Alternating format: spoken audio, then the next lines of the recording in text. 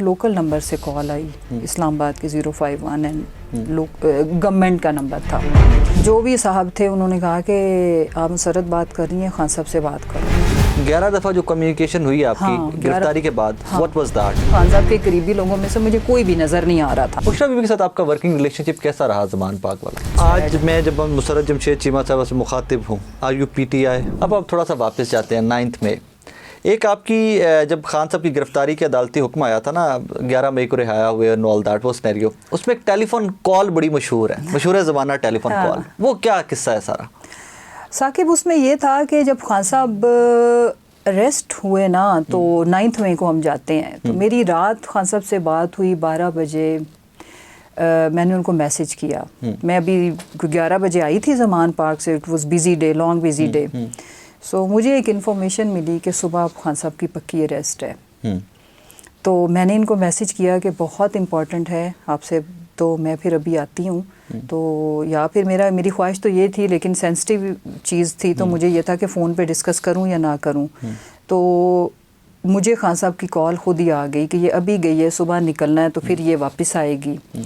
तो खान साहब कॉल मी, तो कहते क्या है, खैर है? मैंने कहा कि खान साहब सुबह हम नहीं जा रहे, ना जाएं। पहले मैंने कहा नहीं जा रहे, तो खान साहब कहते क्या नहीं, सुबह तो जाना है। मैंने कहा सुबह का दिन हम टाल दें, टाल नहीं सकते। कहते क्यों परेशान हो? मैंने कहा कि सुबह कल आपको मेरी इन्फॉर्मेशन है, मेरी इत्तला है कि आपको ना पक्का ये गिरफ़्तार करेंगे, तो कल का दिन ठीक नहीं मुझे लग रहा, तो हम नहीं जाते। तो मैंने काफ़ी रिक्वेस्ट की, 3 दफ़ा मैंने ये बोला उनको सुने बगैर। तो मुझे कहते कि देखो आप परेशान ना हो, क्योंकि अगर हम नहीं जाएंगे तो फिर ये इधर अटैक करते हैं, तो इधर होगा तो फिर कितनी तकलीफ़ होती है आप लोगों को। मैंने कहा चले इधर हम मैनेज कर लेंगे, उधर जाना हम टाल दें। फिर मुझे कहते कि अल्लाह पे छोड़ो, तो अगर हम कल नहीं जाएंगे तो परसों तो जाना है ना, तो चलते हैं। सुबह एक वीडियो मैसेज रिकॉर्ड करना मेरा, तो वो हम मीडिया में जारी कर देंगे, तो चलते हैं। अब सुबह जब इस्लामाबाद जाना था, ये व्हाट्सएप कॉल थी या व्हाट्सएप ओके, ये व्हाट्सएप कॉल थी। सुबह जब जाना था तो हम लोग पहुंच गए ज़मान पार्क। तो खान साहब मुझे देख के तो मुझे कहते आप जा रही हो? तो मैंने कहा जी। कहते आप रहने दो, मुझे कहते आप रहने दो, आपने जाना है? तो मैंने कहा जी खान साहब मैंने जाना है। मैंने बड़ी मतलब कॉन्फिडेंस ये बात क्यों हो रही थी इसका मुझे और खान साहब को पता था, बाकियों को समझ नहीं आई कि वो मुझे क्यों कह रहे हैं कि मत जाओ। अकॉर्डिंग टू हिम शायद उनके ज़हन में ये था कि इसको तो इन्फॉर्मेशन भी है, तो ये आउट ऑफ कर्टसी या फिर भी तो चलो मैं इसे खुद ही कह देता हूँ कि आप ना जाओ। मैंने कहा नहीं मैं जाऊँगी। खैर उनका वो मैसेज वगैरह रिकॉर्ड किया, वो वीडियो चलाई, चले गए। वहाँ पे जब हम लोग, चूँकि मुझे इन्फॉर्मेशन थी कि कुछ होना है, तो मैं ज़रूरत से ज़्यादा परेशान थी। तो मैं चूँकि इनकी जो नंबर 2 गाड़ी होती थी बुलेट प्रूफ, उसमें थी, तो मैं शिबली भाई हम लोग अंदर गए कोर्ट के अंदर। यूजुअली पहले जब मैं साथ जाती थी तो मैं अंदर कोर्ट में नहीं जाती थी, मैं गाड़ी में ही रहती थी बाहर। तो उस दिन मैंने मैनेज किया, रिक्वेस्ट की जो पुलिस थी, तो मैंने उन्हें कहा मुझे हर सूरत आज ना प्लीज़ जाने दें, मिन्नत तरला करके, क्योंकि रोक रहे थे। तो हम पहुंच गए अंदर। जब अंदर जा ही रहे थे तो ज़ाहिर है मैं कुछ पढ़ भी रही थी, तो खान साहब के आगे आगे चल रहे थे। He was at wheel chair उस वक्त। तो जब वो अंदर लेके गए हैं तो मेरी आंखों के सामने सब कुछ हुआ। तो फिर कुछ लोग थे हमारे भाई जो साथ आए हुए थे, जो ज़ाहिर है वो उनके बस में क्या था, जब लाठीचार्ज और सब कुछ हुआ अचानक, उन्होंने वो छोटा सा रूम था, हम तो उसमें जा नहीं सके, सिक्योरिटी थी खाली। तो मुझे उन्होंने, जब खान साहब का ये सारा सीन हुआ, तो मुझे मेरे ऊपर शाउट किया कि निकलो यहाँ से, भागो। तो आई रिफ्यूज़ कि मैं नहीं जाऊँगी। उस वक्त फिर मैंने वो अपनी खुद ही वीडियो मैसेज रिकॉर्ड की, भेजी। उतनी देर में नईम पंजोथा आया, उसके बहुत ही ब्लड निकल रहा था, उसकी वीडियो बनाई, उसकी फ़र्स्ट एड कराई। अब भाग के उसमें डिस्पेंसरी में हमने पनाह ली। खान साहब को तो ले गए थे, फिर मैं उधर कोर्ट में रही। मैंने देखा कि काफ़ी लोग जो थे सब निकल गए, भाग भूग गए। मैं कोर्ट में मौजूद थी, तो मेरे पास खाली फ़ोन था, बैग वैग सब मेरा खान साहब की गाड़ी में रह गया। तो व्हाट्सएप तो कॉल्स आना बंद हो गई, नेट शायद बंद हो गया था। तो फिर एक लोकल नंबर से कॉल आई, इस्लामाबाद के 051 एंड गवर्नमेंट का नंबर था। सो मैंने फ़ौरन जो है ना, जज साहब बैठे हुए थे, तो मैंने अटेंड की कॉल। तो जो भी साहब थे उन्होंने कहा कि आप मुसरत बात कर रही हैं, खान साहब से बात करो। तो मैं फ़ौरन ही खड़ी हो गई ना, तो मुझे वो सिक्योरिटी जो कोर्ट्स में अलाउड नहीं होता फ़ोन सुनना, तो मैंने उनसे कहा कि मैं बाहर जाके सुनती हूँ बात। मैं बाहर की, पहले मुझे यकीन ना आया ना, मैंने कहा हाँ हाँ मेरी कराएं। वो फिर खान साहब से मेरी बात हुई। सो सबसे पहले तो मेरे लिए ये मुझे एक सेटिस्फेक्शन हुई कि ही इज़ फाइन। तो मैंने सबसे पहले उनका हाल पूछा, तबीयत पूछी। गिरफ्तारी के बाद ये कॉल आती है? गिरफ्तारी के ओके। हाँ, तो ही सेड के शुरू में तो उन्होंने मुझे कहा कि हाँ मैं ठीक हूँ, तो मैंने कहा नहीं मुझे सही बताएं। फिर खान साहब ने मुझे बताया कि मुझे थोड़ी सी चोट लगी है, इन्होंने मुझे सर पे मेरा ख्याल उनको लगी थी, वो जब दूसरों को कर रहे थे तो शायद लग गया या जो भी। तो हमारी कोई 11 दफ़ा बात हुई है। ओके। अब सवाल ये है कि मैं उनकी स्पोक्स पर्सन भी थी, साथ भी थी, तो किसी एक लफ्ज़ की भी कोई कम्युनिकेशन है जिसमें 9 मई से रिलेटेड जो कुछ जो चार्जशीट है उसके अकॉर्डिंगली कोई एक लफ्ज़ भी तो फिर इशारों किनारों में होता, कोई मैं बात करती, कोई वो मुझे कन्वे करते, ऐसा तो नहीं था। 11 दफ़ा जो कम्युनिकेशन हुई आपकी हाँ, गिरफ्तारी के बाद, व्हाट वाज दैट? वो कम्युनिकेशन क्या थी? उसमें सबसे मेजर कंसर्न ये था कि खान साहब was worried about his family. Okay. ठीक है, and then about legal things. Okay. इसके अलावा हाँ ये मैंने ज़रूर किया कि एक तो मुझे कोई इतना पता भी नहीं था। देखो प्रोटेस्ट का ही हमारा प्लान था, तो प्रोटेस्ट में क्या बताती उनको? हमारा हर दफ़ा पार्टी पॉलिटिकल पार्टी करती क्या, कुछ भी वो प्रोटेस्ट करती है। ठीक है। तो वो ये कोई ऐसी एक्स्ट्रा ऑर्डिनरी चीज़ नहीं है जो मैं उनको बताती कि हम प्रोटेस्ट कर रहे हैं। तो मैंने ये डिस्कस ही नहीं किया। इवन मुझे कोई ख़ास मुझे भी नहीं पता था कि बाहर क्या हो रहा है। ठीक है। ये भी मैं आपको बता दूं, ये पता था कि हर दफ़ा जब भी इस तरह की कोई भी अनयूजुअल चीज़ होती थी तो हमारी पार्टी का एक सिस्टम बना हुआ है कि जी सब निकलते हैं, प्रोटेस्ट करते हैं, और कॉल की ज़रूरत भी नहीं होती थी। कॉल की ज़रूरत ऑटोमेटिक एक ऑटो सिस्टम सा बना हुआ था, कर करके तो वो एक ऐसे था हमारे लिए, it was quite normal thing, you know, कि ऐसी चीज़ नहीं थी कि इवन जिसका रिपोर्ट किया जाए या इवन डिस्कस किया जाए। ठीक है। और फिर कोई ऐसी यानी कि, और फिर मैं अपनी जहाँ तक बात बताना चाहती हूँ कि मैं थोड़ी हूँ एक जज्बाती और एक एग्रेशन वाली स्टेटमेंट्स मैंने माजी में दी हुई हैं। मैं ऐसे रिमेंबर ज़मान पाक के बाहर की एक स्टेटमेंट एग्जैक्टली।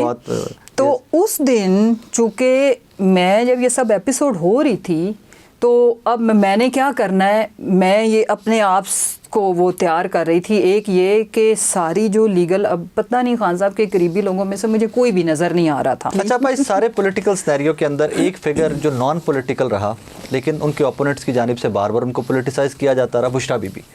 बुशरा बीबी के साथ आपका वर्किंग रिलेशनशिप कैसा रहा ज़मान पाक वाला? वर्किंग रिलेशनशिप नहीं था। वो वर्किंग में कभी भी उन्होंने कभी हमें किसी किस्म की कोई इंटरफेरेंस, किसी सियासी मामले के अंदर नेवर। वैसे मुलाकात होती रही? देखिए एक ही घर में है तो पॉलिटिकल मुलाकात कभी भी नहीं हुई मेरी। ओके। पॉलिटिकल आप उसको नहीं कह सकते। ठीक है। हाँ, कभी ये चीज़ मैं हल्फन भी कह सकती हूँ कि मेरे सामने मैं हर मीटिंग्स कराती थी, कुछ किसी चीज़ में इंटरफेयर उन्होंने नहीं किया। कौन आ रहा है, कौन जा रहा है, टिकट्स नो, किसी को नज़र भी नहीं आती थी। No, never. घर के वो जो पिछली साइड थी बस वहीं पे। यस। कभी खान साहब की गुफ्तगू से लगा हो कि कोई बुशरा बीबी का इन्फ्लुएंस कहीं पे हुआ, पॉलिटिकल इन्फ्लुएंस कहीं पे हुआ? नो, क्योंकि खान साहब अक्सर जिक्र करते थे ना बुशरा बीबी का अपनी गुफ्तगू में भी, कि वो जिक्र करते थे खान साहब। नहीं, वो तो कभी किसी स्पीच में, वो भी अगर कोई इस्लामिक हवाला या कोई एक लाइफस्टाइल की बात हो, बट नॉट पॉलिटिकल डिसीजंस में, नेवर एवर। या जो प्राइवेट मीटिंग्स होती थी पॉलिटिकल, नेवर, मैंने नहीं कभी। ये जो पॉलिटिकल अभी सारी टिकट्स आपकी सारी हुई हैं पाकिस्तान तहरीक इंसाफ की, डू यू थिंक सो कि कहीं at some point Bushra Bibi ने कोई इन्फ्लुएंस किया और टिकट्स के लिए या कोई इन्वॉल्वमेंट? नहीं, नो, नथिंग। इंटरेस्ट नहीं था उनका, या बिल्कुल वो रिलीजियस साइड पे थी और सियासी चीज़ में किसी में इंटरेस्ट नहीं था? देखो, मैं दो बातें हैं, एक ये कि पार्टी के लोगों को इंस्ट्रक्शंस देना, ये करो वो करो, इसका तो मैं ज़ीरो कह रही हूँ। ठीक है। अब अगर बेडरूम के अंदर जब उनके वो मियाँ बीवी साथ है तो वो क्या डिस्कस करते हैं हमें क्या पता, और ये कैसे पॉसिबल है कि मियाँ बीवी डिस्कस ना करते हैं? ऑब्वियसली, बिल्कुल ठीक है, बिल्कुल। मतलब ये कि मैं बिजनेस नहीं जमशेद के साथ करती ना, मेरी एक आध कंपनी में शेयर्स भी हैं, लेकिन मैं बिजनेस डिस्कस तो करती हूँ ना बेडरूम में। ये ज़रूर है कि आज तक उनके बिजनेस से रिलेटेड मैंने कभी इंस्ट्रक्शंस नहीं दी, क्योंकि वो मेरा काम नहीं है ना। तो मैं उनको कभी किसी के साथ मेरी कम्युनिकेशन, घर का कोई इशू है, मुझे कैश चाहिए, ये करो, वो तो मैं कर लेती हूँ, बट बिजनेस में वो क्या इस वक्त सोच रहे हैं, उन्होंने बड़े फैसले क्या लेने हैं, मुझे एक एक चीज़ पता होती है, एक एक चीज़। तो कभी इन्वॉल्वमेंट नहीं आई नहीं, नेवर। ना। हालांकि वो ऑड सी खबरें भी आती रही, वो जो डायरी कोई लीक हुई एंड ऑल दैट। नहीं, देखो वो तो it was not less than a joke in a way कि देखो अब जमशेद की मेरी जो भी कॉन्वर्सेशन राइट है, डाउन तो नहीं करते होंगे ना उसको तो आप? वो या मैं उनके लिए हेल्थ रिलेटेड चीज़ें, इन्होंने कहा कितने बजे खाना है, वो मैं डायरी पे लिखने की बजाय मैं कुक को बताऊंगी ना, Yes. खानसामे को कि Yes. ये कर देना वो कर देना। Yes. तो वो तो अच्छा, एक जूम मीटिंग जिसमें कहा जाता है जी कि मल्टीपल सोर्सेज, उसको टेलीविजन चैनल्स पे हर जगह पे उसको प्रोपोगेट किया जाता है कि जी उसको खबर बना के दिया जाता है कि जी एक जूम मीटिंग हुई थी जिसमें 9th में प्लान किया गया था।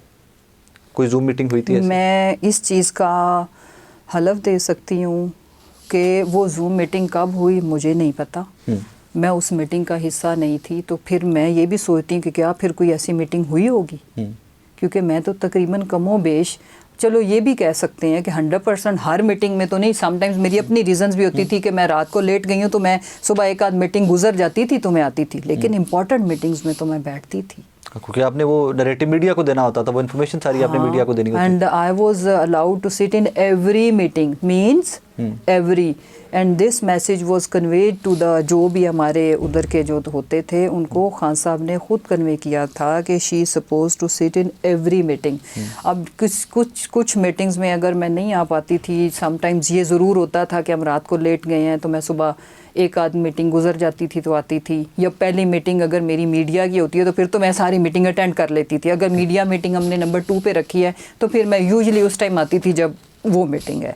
But important meetings, political related meetings में तो मैं बैठती ही थी, लेकिन इस तरह की कोई मीटिंग कभी एग्रेशन या कभी आर्मी इंस्टॉलेशन की तरफ इशारा किया गया हो किसी मीटिंग में? आर्मी इंस्टॉलेशन का तो कहीं जिक्र भी नहीं हुआ ना कभी किसी मीटिंग के अंदर।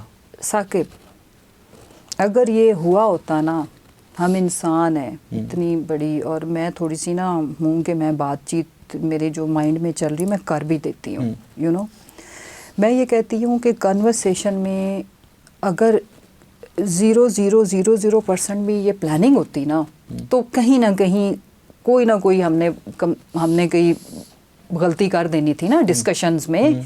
एंड कितनी को डिकोडिंग का हो सकती थी, या कितना को आप कोई मैसेज इस तरह का रख सकते जो छुपा के मैसेजेस हो रहे हैं? सोचो, अदलिया से रिलेटेड भी हम कोडिंग में ही अपनी तरफ से बात कर रहे थे ना कि उधर चले जाएं, जो कि वो सारी ब्रेकिंग न्यूज़ बनी कि जी वो उस फलानी कोर्ट में जाने का कह रहे हैं। अब तो हम चलो बात कर लेते हैं ना, ठीक है, तो कितनी वो हम क्या कर लेते। अगर कहीं ये होता इशारों के नारों में मैं बताती कि देखें जी आप गए हैं तो हमने तो ये कर दिया है तो वो हो गया है, या फिक्र ना करें आप बाहर आ जाएंगे, किसी कोई तरीका ही होता है ना।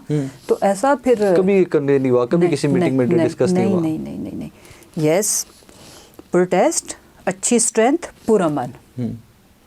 खान साहब बीच में कुछ ऐसे लोग भी होते थे बड़े माशाल्लाह अफलातून जज्बाती, ओ जी ये वो, खान साहब उस पे फौरन मेरी बात सुनो सुनो सुनो सुनो ऐसे ना 4 दफ़ा ब्रेकें लगवाते थे जज्बात में आके लोग। मैं उनकी लॉयल्टी पे शक नहीं करती, लेकिन लोग ठीक है उल्टी सीधी बातें करते थे, ठीक है, but he used to stop everybody every time, क्योंकि उनको ये लगता था कि अगर हम गलती इस तरह की करेंगे ना तो एक पॉलिटिकल मोमेंटम या इतनी बड़ी पार्टी जो है वो, तो उनको ये इस चीज़ों की बहुत अच्छी से क्लैरिटी थी कि क्या करना है क्या नहीं करना।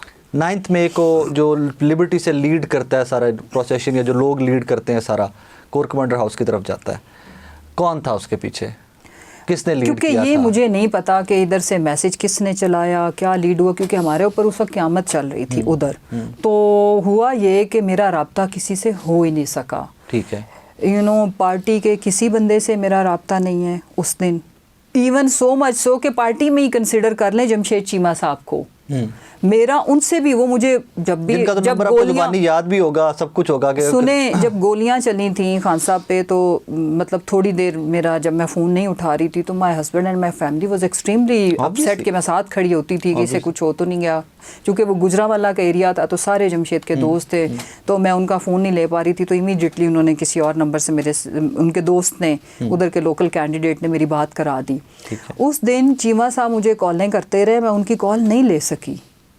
फिर उन्हें पता चल गया होगा कि मैं खैरियत से हूँ या अरेस्ट नहीं हुई, तो मेरी अपने हस्बैंड से भी बात नहीं हुई कोई डायरेक्शन या इस तरह की चीज़ होती तो उन्हें तो मैं बताती ना कि चलें जी ये करें तो वो करें। Obviously. किसी पार्टी के बंदे से बात नहीं हुई, इट मीन्स के खान साहब ने नहीं कन्वे किया ना मुझे, इवन फ़ोन के बाद भी अंदर से ही कुछ वो मुझे कन्वे करते तो मैं किसी से रब्ता करती। मेरा रब्ता सिर्फ एक बंदे से हुआ जिसका नाम है खान साहब का भतीजा, और उसे मैंने कहा कि आप जहाँ कहीं भी हो, यस भांजा सॉरी, कि आप पहुँचो ज़मान पार्क, और बाकी उसको मैंने कहा कि फ़लाँ फ़लाँ को कहो, जिसमें हमारे यूथ को कहो, हमारी ख़वातीन विंग को कहो कि उन्होंने उधर जाना है ज़मान पार्क।